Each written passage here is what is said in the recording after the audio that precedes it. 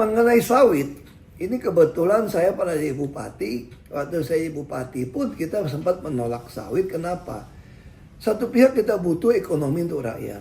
Karena plasma 20% pun, apalagi 80%, ditemukan di lapangan tuh banyak nomini, pinjam nama orang doang. Itu tidak jalan. Makanya saya usulkan dulu, kalau pengusaha mau 20 atau 80%, 80% nggak mungkin pengusaha bisa lakukan ya. Kalau 20% aja atau 40% saja, itu menjadi milik desa. Dikelola oleh pengusaha, orang desa yang mau kerja di sana, ya digaji seperti biasa. Lalu keuntungannya itu kayak koperasi desa dibagikan. Sekarang banyak sekali lahan-lahan yang disita. Harusnya waktu disita menjadi milik desa, menjadi milik koperasi rakyat. Harusnya koperasi merah putih yang memegang, bukan BUMN. Lagi pula kalau kita bicara dengan hutan. Dari zaman Belanda. Kenapa Belanda membuat hutan lindung di Belitung? Yang terjadi di tengahnya dicolong. Kita udah lihat banyak yang viral. Namanya hutan lindung di tengah dicolong. Masa nggak ada pejabat yang tahu itu dicolong? Nah, di mana aparat? Di mana oknum-oknum bekerja? Nah, foto udara saja satelit sekarang nggak usah pakai helikopter kok.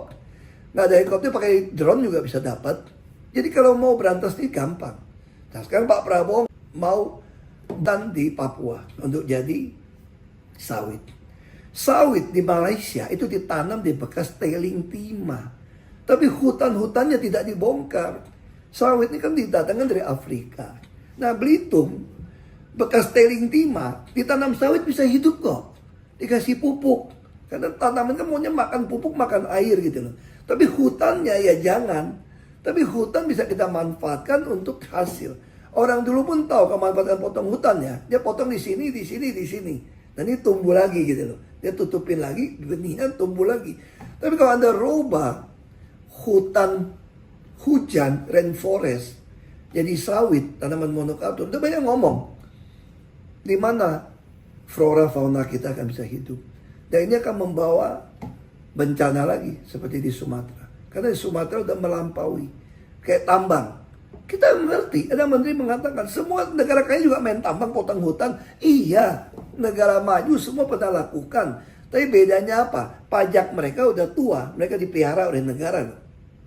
Sekarang kita udah tua, pajak kita bisa balikin nggak untuk pelihara kita pensiun? Nggak bisa. Sudah kedua, bagi hasil itu jelas. Misalnya contoh, kita sudah ada yang di migas. Lifting angkat 15%. Di luar pajak, royalti. Nah, sekarang kenapa? Orang nambang, Anda minta royalti bayar sudah bagus.